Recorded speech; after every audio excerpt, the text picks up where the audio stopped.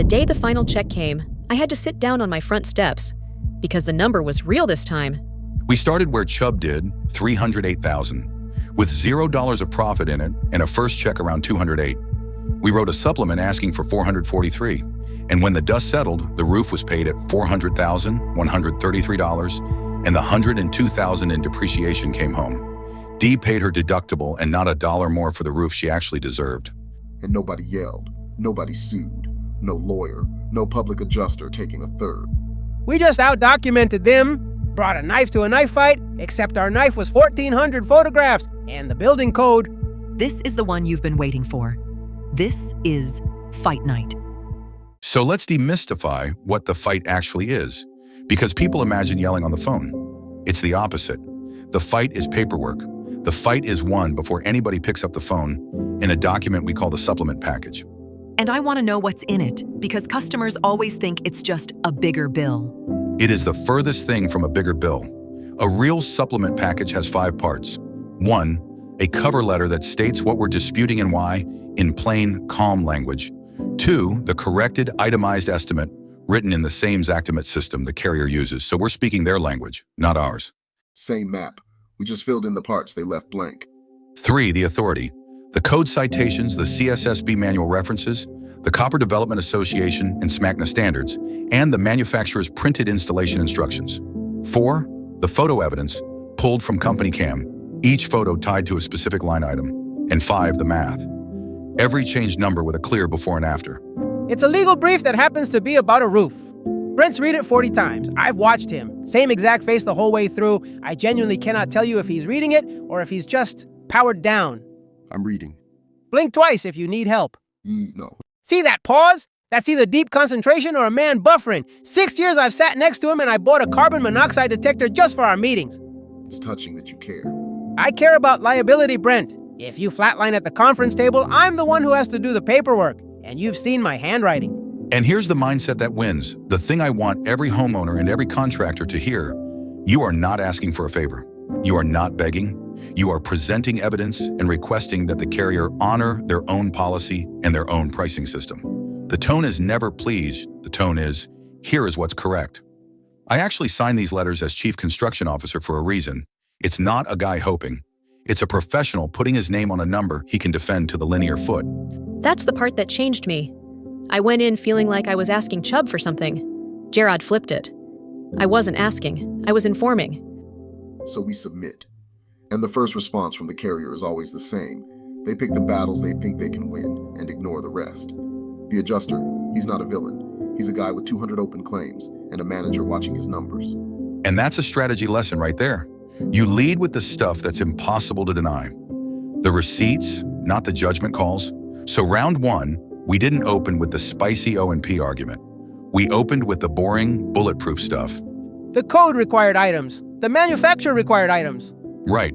The interlayment felt, required by CSSB Code Section R905 8.3, woven between every course of shake. You cannot argue with a code number. It either says it or it doesn't, and it does. The stainless fasteners next to the copper. The code correct copper valley pan widths, per the CDA and the building code.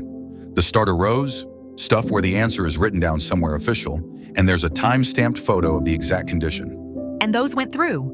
Most of them fast, because there's nothing to argue. When you cite the International Residential Code and attach a photo of the actual roof, the adjuster's not going to die on that hill. He approves it and moves on. And every approval does something psychological. It establishes that we're credible, we're organized, and we're not going away. We're training the adjuster. Every easy approval teaches him that fighting us costs more time than paying us. It's like dealing with a raccoon. You don't scare it off. You just make the trash can not worth the effort. Did you just call Chubb a raccoon? I called the process a raccoon, D. Very different.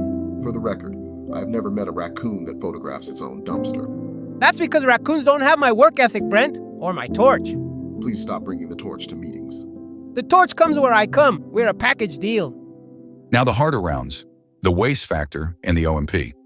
These aren't here's a photo items, they're judgment items. And this is where most homeowners lose because they get a denied and they think it's final. That's exactly what I thought the first time something came back denied. I thought, well, that's that. And it is absolutely not that. A denial is not a verdict. A denial is the opening of a negotiation. It almost always means one of three things. They didn't have enough documentation, they misunderstood the item, or it's a genuine dispute. Each one has a different counter. So how'd the waste factor go? They came back at 10% and held firm. So we didn't argue feelings, we sent the geometry. Your own estimate lists 315 linear feet of valley and 63 squares over a 12-12 pitch. Industry standard waste for that geometry is 15 to 20%. Here are three references, and here are the photos of the valley cuts and the off-cut waste in the dumpster. 10% is not supportable, and we moved them. Because I'd photographed the dumpster on purpose. People think I'm sentimental about trash. I'm not. I'm building a case. And the O&P. The big one. On the first estimate, overhead and profit was a flat zero. So we demanded the standard. 20% on the whole job because of the complexity. This project involves roofing, architectural sheet metal, soldered copper fabrication, and scaffolding across multiple trades over 90 squares of steep, complex roof. The job plainly requires general contractor coordination. Overhead and profit is owed on the full replacement cost value. Did they just fold? Not at first. This is the round where carriers get quiet and slow. They came back and tried the classic move. They added a token 10 and 10, about $39.61 each, but only after stamping most of the big lines, excluded from O&P calculation. Almost $8,000 instead of 70. A tip dressed up as a concession. And right on cue, the trap Gerard called last episode. There it is, in that same revised estimate. Buried in the new lines, a brand new deduction shows up. Copper salvage, negative $5,868. Exactly the play I told you was coming. They give a little on O&P with one hand and try to claw $6,000 back with the other. So they did try the salvage thing. Down to the penny. And because we saw it coming, we were ready. The contaminated copper scrap quote, the labor to recover argument, the photos of dirty demo copper. We didn't rage delete it, we corrected it. But that's when you know you're in the real fight. And that's when you bring out the thing in the policy they don't advertise. This is the part I tell everyone now. The appraisal clause. It's written into almost every property policy in America, and most homeowners have never heard of it. Brent, you explain it. You say it cleaner than I do. The appraisal clause is a tiebreaker that's built into your own policy. If you and the carrier can't agree on the amount of a covered loss, not whether it's covered, just the dollar amount, either side can invoke appraisal. You hire an appraiser. They hire an appraiser. The two appraisers pick a neutral umpire, and those three settle the number. It takes the decision out of the adjuster's hands entirely. And here's why it's a nuclear option. The carrier really doesn't want to go there on a claim like this. Because the moment it goes to appraisal, an independent expert is going to look at 90 squares of cedar and copper with 1,400 photos and code citations. And that expert is going to land much closer to our 443 than to a 10% waste, zero O&P lowball. The carrier knows that. So just saying the words appraisal clause changes the temperature in the room. It does. We never threaten. We're professional. We simply note that we believe the dispute is now over the amount of the loss, that we're confident in our documentation, and that if we can't reach agreement, the policy's appraisal provision is available to both parties. That's it. Polite, surgical. Hey. It's the difference between please reconsider and we both know how this ends if a neutral expert looks at it. And the tone never changed. That's what got me. Gerard was never angry. He was just certain, like a guy holding 4 aces who isn't in any hurry. Because when your documentation is real, you don't need volume. The photos don't get louder. The building code doesn't get angry. You just keep calmly placing evidence on the table until the math is undeniable. So tell them how it ended. I still get emotional. Here's the scoreboard. Chubb started at $308,252. We asked for $443. When it settled, the replacement cost on the roof was $400,133.12. So how much did the fight actually move? Off their own first estimate, about $92,000 of brand new money, the corrected waste, the O&P they finally applied across the job, the copper craft items, the interlayment, the scaffold, the honest salvage number instead of the fairy tale. And then the other shoe, the recoverable depreciation. Once the work was done and documented, $101,933 released. That's the part most homeowners never collect. Added up against that first check, $208,000, and the roof got built for nearly $200,000 more than Chubb's opening offer would have left on the table. And then I got to build it right. Premium cedar to spec, interlayment, felt woven in every course like the code says. 16-ounce and 20-ounce copper, soldered on the bench, cleated so it can breathe and move for the next 80 years. No corners cut. That's the part that matters to me. The supplement isn't about money for its own sake. It's about being able to build the roof correctly instead of the roof the lowball would have forced. And then I saw it. The day Gil's crew pulled the last of the scaffold down, I came around the driveway, and I actually stopped the car. In the middle of my own driveway, the copper had just caught the afternoon sun, and the whole valley was glowing, like the house was wearing jewelry. 87 squares of cedar laid so straight it looked drawn with a ruler. I sat there and I cried, and my neighbor came running because she thought something was wrong. Nothing was wrong. It was the first time since the storm that it looked like my house again. Better than my house. The house I didn't know I was supposed to have. That's the best review I've ever gotten, and I once had a customer name a dog after me. That one even got me. Brent, do not stand up again. We talked about this. I'm seated. I'm fine. Keep it that way. My heart can't take the encore. That's the thing I didn't understand at the start. The fight wasn't about more. It was about right. If I'd cashed that first check, I'd have gotten a lesser roof and never known the difference until it failed. They didn't just save me money, they saved my house. And what did Dee actually pay at the end of all of it? Her deductible. That's the deal when it's done correctly. The covered loss is covered. The homeowner pays the deductible they agreed to, and the carrier pays for the roof, the real roof.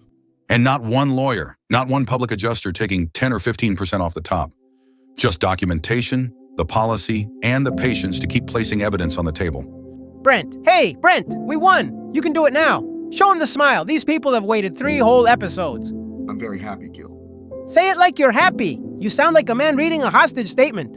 We got her the roof, Gil.